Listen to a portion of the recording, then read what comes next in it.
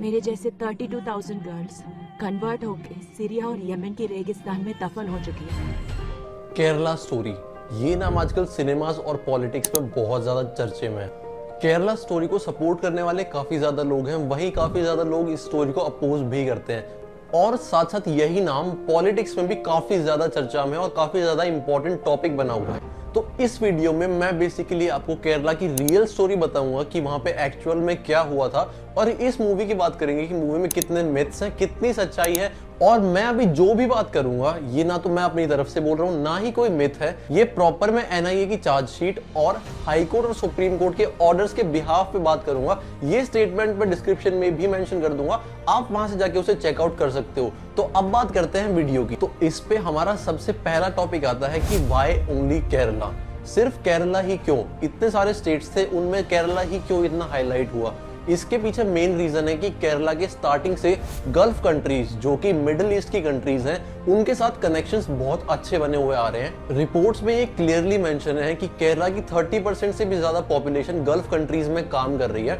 और 2014 के सीडीएस सर्वे ने भी ये मेंशन किया है कि केरला के माइग्रेंट वर्कर्स ने 71,000 से भी ज्यादा पैसा कमा के मिडिल ईस्ट से इंडिया में दिया है। 2016 में केरला माइग्रेशन सर्वे के अकॉर्डिंग 22 लाख से ज्यादा लोग केरला छोड़ के बाहर गए थे, और उनमें से 90% से भी ज्यादा गल्फ कंट्रीज में गए थे। इसी रिलेशन की वजह से जब केरला में फ्लड आया था तो गल्फ कंट्रीज ने भी काफी सपोर्ट किया था केरला को उस सिचुएशन से बाहर आने में। तो क्योंकि केरला की गल्फ कंट्रीज के साथ काफी अच्छे रिलेशंस थे, तो इसी रिलेशन का फायदा उठा के आईसिस अपने एनजीओज और बाकी सोशल एक्टिविटीज के थ्रू कंट्रीज में घुसती थी, और उनका एम ये था कि वो एक अलग कंट्री बनाए जिनमें शरिया फॉलो होगा।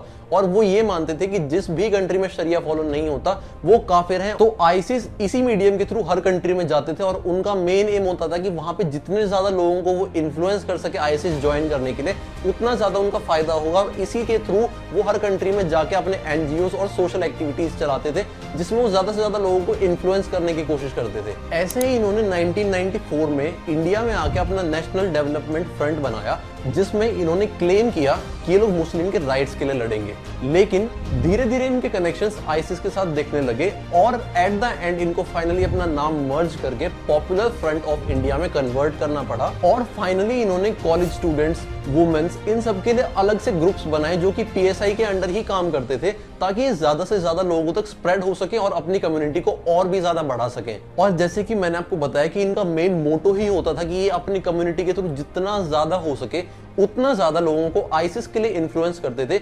इसके लिए ये लोगों को प्रॉपर ट्रेनिंग्स देते थे, जैसे कि वीडियोस दिखाना, पीडीएफ फाइल्स रीड करवाना, बुक्स उस अकॉर्डिंग रीड करवाते थे। तो ये सारी चीजें ऐसा सराउंड करते थे कि वो बंदा आईसिस के लिए इन्फ्लुएंस हो ही जाए। ये सब देखते हुए केरला के कैथोलिक बिशप काउंसिल ने भी इन पे केस किया, इन पे एलिगेशंस लगाई कि इन्होंने 4500 इंडियन क्रिश्चियन गर्ल्स को कन्वर्ट किया है। और फाइनली ये केस 2009 में रजिस्टर हुआ। जब इस केस को एड्रेस किया गया तब केरला में लव जिहाद वर्ड इंट्रोड्यूस हुआ था। इसी केस के बाद केरला में लव जिहाद वर्ड इंट्रोड्यूस हुआ, और उसके बाद इसके केसेस बहुत ज्यादा मिलते गए, बहुत ज्यादा आगे बढ़ता गया ये वर्ड। तो अब केरला में लव जिहाद और कन्वर्जन, ये दोनों वर्ड्स काफी कॉमन हो गए थे और लोग इनसे अग्री भी करते थे। और आईसिस और पीएसआई के कनेक्शंस भी इंडिया में काफी ज्यादा स्ट्रांग हो गए थे केरला के अंदर। तो जो ये मूवी बनी है केरला स्टोरी, इसमें नंबर्स अप्रोप्रिएट यूज नहीं किए गए हैं, जिसकी वजह से ये मूवी एक नेशनल सिक्योरिटी का रीजन ना बन के हिंदू मुस्लिम का टॉपिक बन के रह गई है।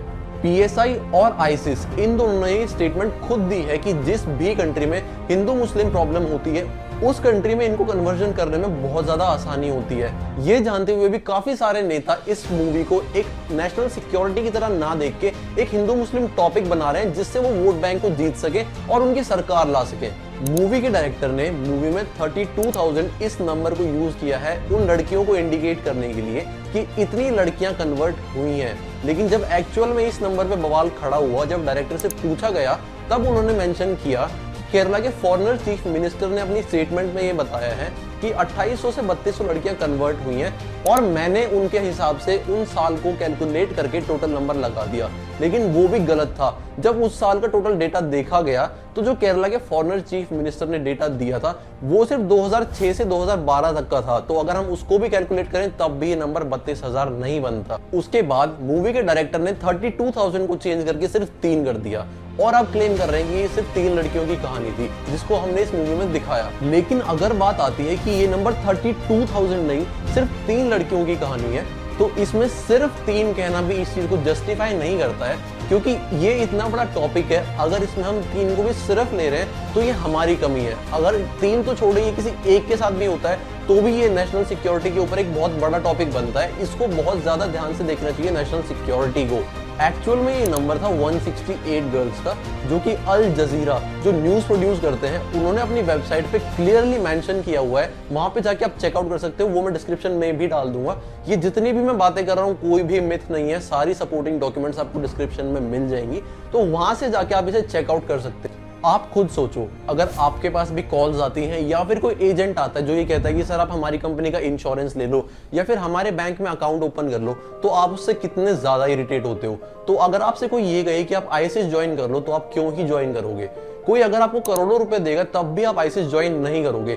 लेकिन यहाँ बात हो रही है केरला की, जो कि एक बहुत ज्यादा लिटरेट स्टेट है और वहां के अडल्ट्स जो कि बहुत अच्छे खासे पढ़े लिखे और मैच्योर भी हैं, ये लोग उन्हें तक कन्वर्ट करने में कामयाब हो जा रहे हैं। तो आप खुद अंदाजा लगा सकते हो कि इनका नेटवर्क और इनका वे ऑफ वर्किंग कितना ज्यादा स्ट्रांग है कि ये एक पर्टिकुलर लिटरेट स्टेट में से भी लोगों को कन्वर्ट करने में कामयाब हो सकते हैं। और जो मूवी में दिखाया है सेम वैसे ही केरला के एमबीए और भी काफी सारे कॉलेजेस में ये लोग कन्वर्जन करने में कामयाब हो रहे हैं। इसलिए ये चीज मूवी में दिखाई गई है, जो कि बिल्कुल भी झूठ नहीं है, बिल्कुल भी मिथ नहीं है। ये चीज बिल्कुल ट्रू दिखाई गई है मूवी में। ये आप जाके वहां पे मूवी में भी चेकआउट कर सकते हो। तो जो भी इन्होंने मूवी में मेंशन किया है सेम ही केरला में हो रहा है। वही चीजें हम आपको बता रहे हैं कि ये एक नेशनल सिक्योरिटी का बहुत बड़ा इशू है, तो इसको जरूर देखना चाहिए गवर्नमेंट। तो जो मूवी में बात की गई है कॉलेजेस में से लड़कियों को लेके आना और उनको कन्वर्ट करके आईएसआईएस ज्वाइन करवाना, ये चीज कोई भी मिथ नहीं है, कोई भी झूठ नहीं है। ये केरला में असल में हुआ है। ये चीज अगर आप चेक करेंगे तो ये चीज आपको केरला के एमबीए और भी काफी सारे कॉलेजेस में जो भी यंग लड़के लड़की होते हैं इनको कन्वर्ट करके आईएसआईएस ज्वाइन करने के लिए इन्फ्लुएंस किया जाता है और ये इजीली हो भी जाते हैं। इजीली तो नहीं कह सकते, लेकिन इन कन्वर्ट करने वालों का वर्किंग मॉडल ही इतना स्ट्रांग है कि ये उनको कन्वर्ट करने में सक्सेस हो जाते हैं। तो ये तो बात हुई कि केरला में एक्चुअल में हो क्या रहा है, केरला की रियल स्टोरी क्या है, वहां पे आईएसआईएस कैसे आई और आईएसआईएस वाले कैसे लोगों को इन्फ्लुएंस कर रहे हैं और आपको मूवी में क्या दिखाया गया है। तो ये मूवी केरला के इंसिडेंट से इंस्पायर्ड है, मतलब केरला में जो भी इंसिडेंट्स हुए हैं ये उसी का एक एक्ट है। अब बात करते हैं कि ये मूवी पॉलिटिक्स में इतना इंटरेस्टिंग टॉपिक क्यों बना हुआ है। इसके लिए थोड़ा सा पॉलिटिक्स जान लेते हैं। 2019 में केरला में कांग्रेस की पार्टी थी जो कि 20 में से 19 सीट्स जीत के केरला को रूल कर रही थी। इसमें क्रिश्चियंस की पार्टी जो कि केरला कांग्रेस थी और मुस्लिम की पार्टी जो कि थी IUML, इसका एक बहुत ही ज्यादा इंपॉर्टेंट रोल था क्योंकि ये दोनों पार्टीज हमेशा यूनिटी में रहती थी। केरला में क्रिश्चियंस और मुस्लिम्स की यूनिटी हमेशा से बहुत अच्छी रही है। ओवरऑल केरला में 55% हिंदू, 27% क्रिश्चियंस और 12% मुस्लिम्स है। यहाँ पे बीजेपी की सरकार कभी नहीं जीत पाई। केरला का लिटरेसी रेट भी बहुत हाई है और यहाँ का कल्चर भी वेल डेवलप्ड था, लेकिन फिर भी पॉलिटिकल पार्टीज ये जो परसेंटेज है हिंदू, क्रिश्चियन और मुस्लिम के, इन नंबर्स को हमेशा टारगेट करती ही है फॉर द वोट बैंक। तो अब आगे चली कि जो केरला कांग्रेस पार्टी जो कि क्रिश्चियंस की पार्टी थी, उसने कांग्रेस का साथ छोड़ के बीजेपी को सपोर्ट किया। इसके पीछे भी काफी सारे रीजंस थे, जैसे कि केरला में क्रिश्चियंस और मुस्लिम्स की यूनिटी कम हो गई थी क्योंकि क्रिश्चियंस का मेन इनकम सोर्स था रबर प्लांटेशन, जो कि उस टाइम पे कम हो गया था, और मुस्लिम्स मिडिल ईस्ट और जो गल्फ कंट्रीज थी वहां से अच्छा खासा इनकम सोर्स लेके फाइनेंशियली स्ट्रांग हो गए थे। तो ये भी एक रीजन था क्रिश्चियंस और मुस्लिम्स की यूनिटी को कम करने का। और कन्वर्जन के केसेस भी काफी ज्यादा सामने आ रहे थे, तो ये रीजन भी उनकी यूनिटी को अफेक्ट कर रहा था। साथ साथ PFI ने केरला के एक टीचर के हाथ काट दिए थे जो कि क्रिश्चियन था, तो इसने यूनिटी पे एक बहुत ज्यादा इंपैक्ट डाला। और 2021 में वहां के पुलिस चीफ TP सेन ने यह स्टेटमेंट दी थी कि आने वाले टाइम में केरला में मुस्लिम्स हिंदू और क्रिश्चियंस को पीछे छोड़ देंगे इन टर्म्स ऑफ पॉपुलेशन। इस स्टेटमेंट की वजह से TP सेन को मार दिया गया, जिसने केरला में एक बहुत ज्यादा बड़ा बवाल खड़ा किया और इनकी यूनिटी पे भी बहुत ज्यादा अफेक्ट हुआ। तो अब बीजेपी तो ताक में बैठी थी। बीजेपी ने इस चीज का फायदा उठा के मौके पे चौका मार दिया और अपनी सारी सेंट्रल पावर को यूज करके केरला में जो भी एजेंसीज फॉरेन फंडिंग्स लेके कन्वर्जन करवा रही थी उन सबको पकड़ लिया। उसके बाद इस मामले ने केरला में काफी ज्यादा गर्मी पकड़ी। बीजेपी शुरू से ही कन्वर्जन को लेके काफी ज्यादा वोकल रही है। बाकी सारी पार्टीज ने बीजेपी को अपोज भी किया, लेकिन जो वहां की हिंदू और क्रिश्चियन पार्टी थी उसने बीजेपी को सपोर्ट किया, जिससे बीजेपी को एक बहुत ज्यादा अच्छा राइज मिला केरला के अंदर। अब क्योंकि केरला में कन्वर्जन का टॉपिक काफी ज्यादा ट्रेंडिंग हो गया था, तो काफी सारे लोग इसको सपोर्ट कर रहे थे और काफी ज्यादा लोग इसको अपोज भी कर रहे थे कि ऐसा कुछ भी नहीं हो रहा, ये सब एक मिथ है। लेकिन जो रियलिटी थी वो केरला के लोगों को भी पता है और हम सबको भी पता है। अगर आप लोगों को नहीं पता तो मैंने अभी आपको इस वीडियो के थ्रू बता दिया है। और इसके बाद सिर्फ कन्वर्जन ही नहीं, केरला में नारकोटिक जिहाद, लव जिहाद, घर वापसी, ISI कनेक्शन, ये सारे टॉपिक्स भी सामने आए और इन टॉपिक्स ने भी काफी ज्यादा ट्रेंड पकड़ा और ये टॉपिक्स भी काफी ज्यादा ट्रेंडिंग हुए। एक्चुअली जो कम्युनिटी आईसिस में कन्वर्जन करवाती थी लोगों का, वो ब्रेन वॉश करने के लिए ऐसे प्रिटेंड करवाती थी, सारी सिचुएशन इस तरीके से बनवाती थी कि जो हमारा गॉड है वो हमें प्रोटेक्ट नहीं कर सकता और हमें अल्लाह को मान लेना चाहिए, हमें अल्लाह के नीचे आ जाना चाहिए और हमें अपने भगवान को छोड़ के अल्लाह को मानना चाहिए।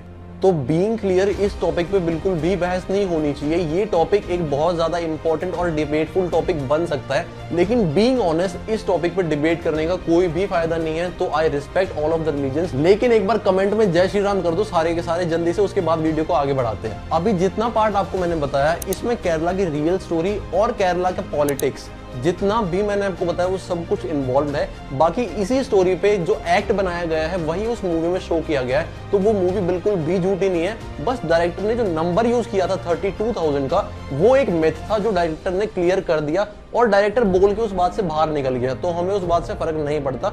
फर्क ये पड़ता है कि अगर ये एक भी केस है तो ये बहुत बड़ा इशू है और हमें इस चीज पे ध्यान देने की जरूरत है। तो ये वीडियो आपको कैसी लगी कमेंट सेक्शन में जरूर बताना। अगर अच्छी लगी हो तो एक बहुत अच्छा सा कमेंट कर देना। कोई भी कमी लगी हो तो मेरे को जरूर बताना, मैं नेक्स्ट वीडियो में उसे इंप्रूव करूंगा। और साथ साथ चैनल को सब्सक्राइब कर लेना, ऐसी बहुत ही ज्यादा इंफॉर्मेटिव और मजेदार वीडियोस बहुत सारी आने वाली है आगे। तो आप एक भी वीडियो मिस आउट ना करो, तो make sure to subscribe the channel और वीडियो को लाइक करके जाना। कमेंट में जय श्री राम करना मत भूलना।